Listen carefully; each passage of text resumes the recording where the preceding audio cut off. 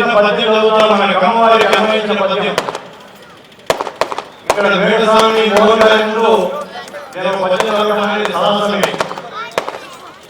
ఇల్లు పెరగడం సందేహం కలదు, ఎన్నెన్నో వ్యక్తిగా అందరూ కలవాలి మన కమ్మవారు. మన దేశంలో ప్రపంచవ్యాప్తంగా విస్తరించిన మన కమ్మవారు 2,10,00,000 మంది ఉంటారు. దానిలో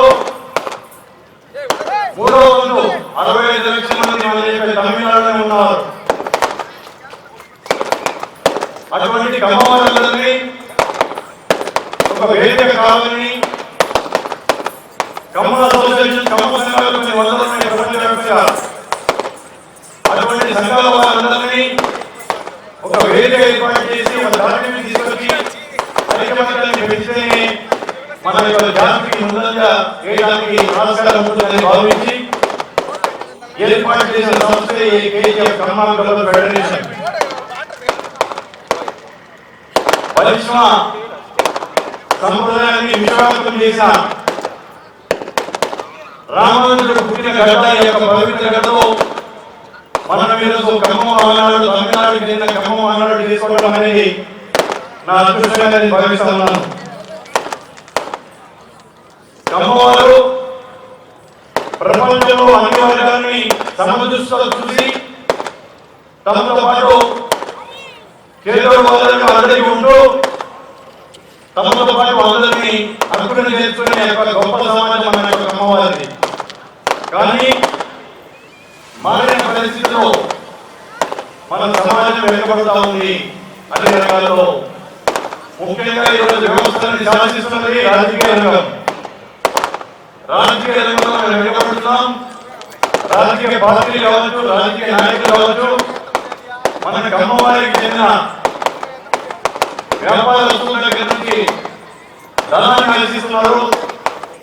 మన కమ్మవారు అంటే పత్రికలు, టీవీల నుంచి వారికి పబ్లిసిటీ ఆశిస్తున్నారు. మన కమ్మవారికి ఓట్లు ఆశిస్తున్నారు. కానీ మన కమ్మవారికి చేయడం అనేది ఏం చేయట్లేదు. అలా కాకుండా మన ఓట్లు మనం సమీకరించుకుందాం.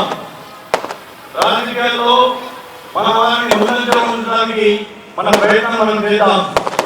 ఒక మాట చెప్తాను, మనకి ఘనమైన చరిత్ర ఉంది. వర్తమానం పర్వాలేదు, కానీ భవిష్యత్తు ప్రశ్నార్థకరం. ఎంత ఘనమైన చరిత్ర ఉందో అంత ఘనంగా భవిష్యత్తు ఉండాలి. మన భావితరాలకి అటువంటి భవిష్యత్తు కల్పించాలంటే కమ్మాలందరూ పునరేకీకరణ కావాల్సిన అవసరం ఉంది.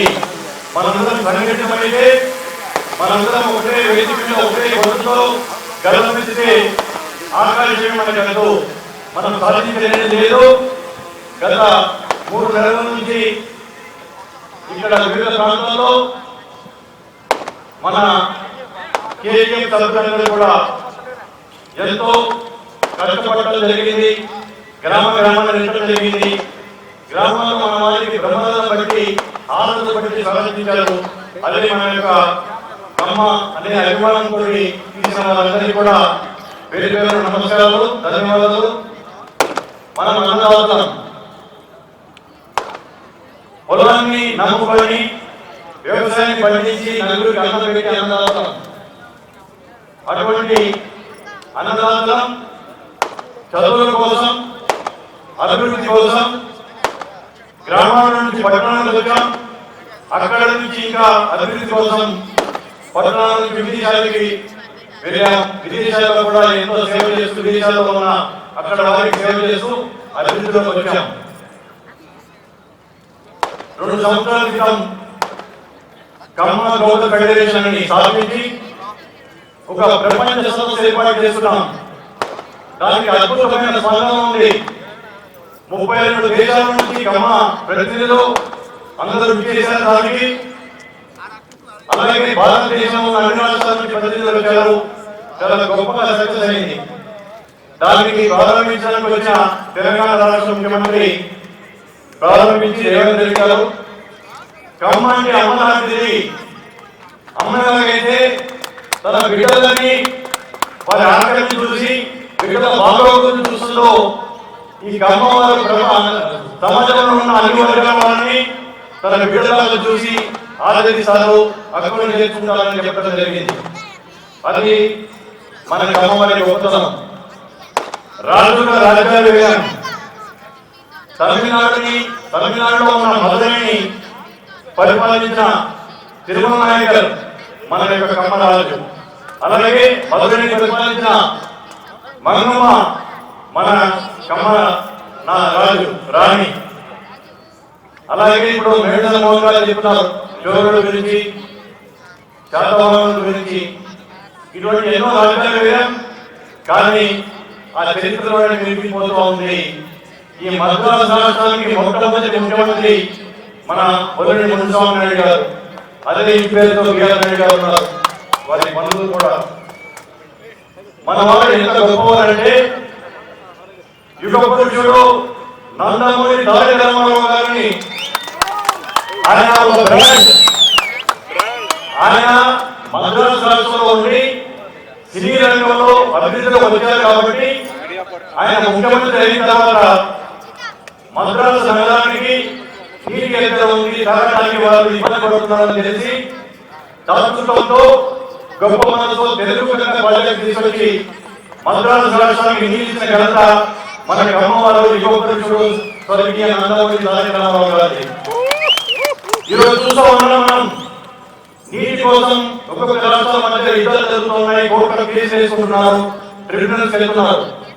అటువంటిది ఆనాడు స్వర్గీయ రామారావు గారు తెలుగు ప్రజల వల్ల మద్రాసుకి నీళ్ళు ఇస్తారంటే అప్పుడున్న రాజకీయ నాయకులు కూడా స్వాగతించాలి, కానీ ఎవరు విభజించలేదు, వ్యతిరేకించలేదు. అటువంటి ఘనమైన చరిత్ర మనకు ఉంది. ఇక కోయంబత్తూరులో ఉన్న పారిశ్రామిక విప్లవాన్ని చూసుకుంటే అదంతా మన కమ్మవారి అంతా. జిడి నాయుడు గారు ఆయన ఎడిషన్ ఆఫ్ ఇండియా అనే బిరుదాంతుడు.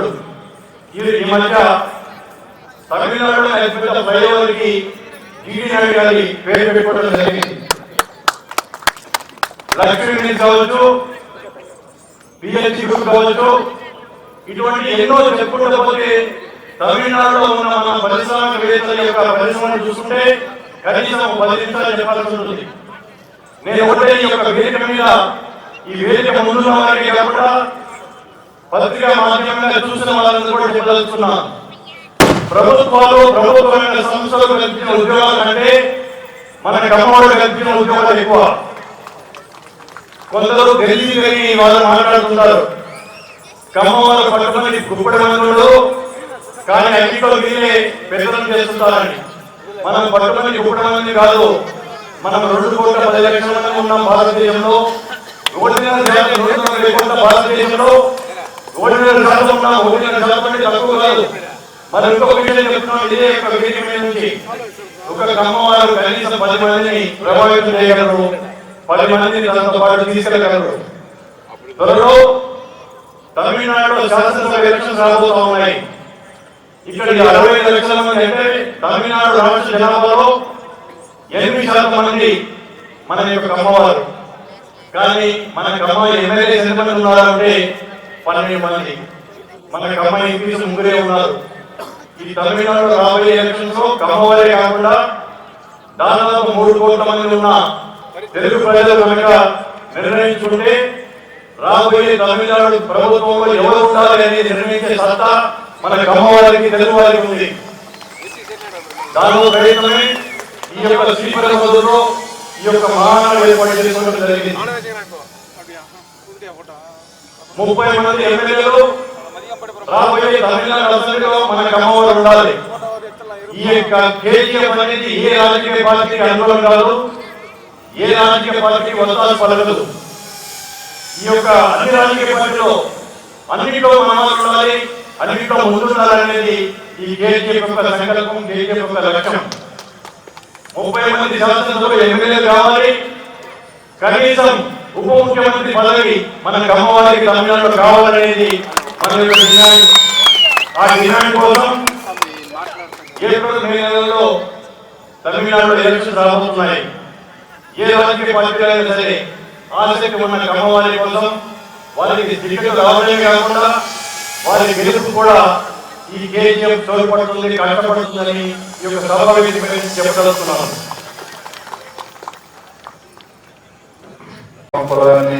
అనేటువంటి ఉద్దేశంలో చేస్తున్నారు.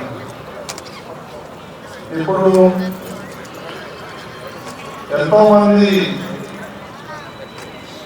రాజకీయ నాయకులు ఉన్నప్పటికీ కూడా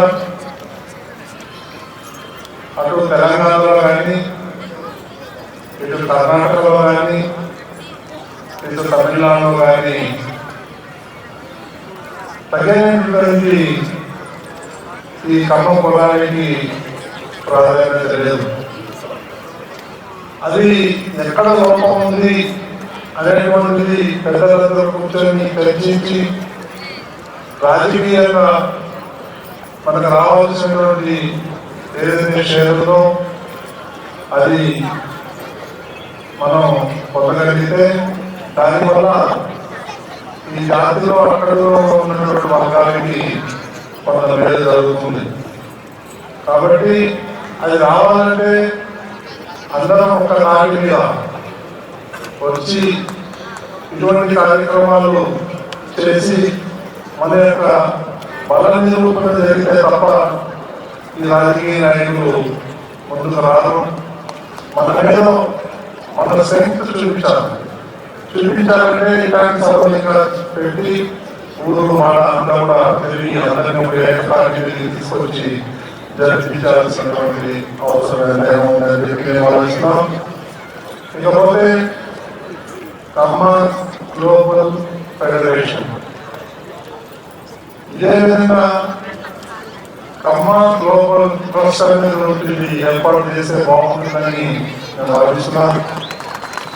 ఎందుకంటే ఈ కులంలో ఇప్పటికీ కూడా చాలా మంది పేద విద్యార్థులు ఉన్నారు, పేదవాళ్ళు ఉన్నారు.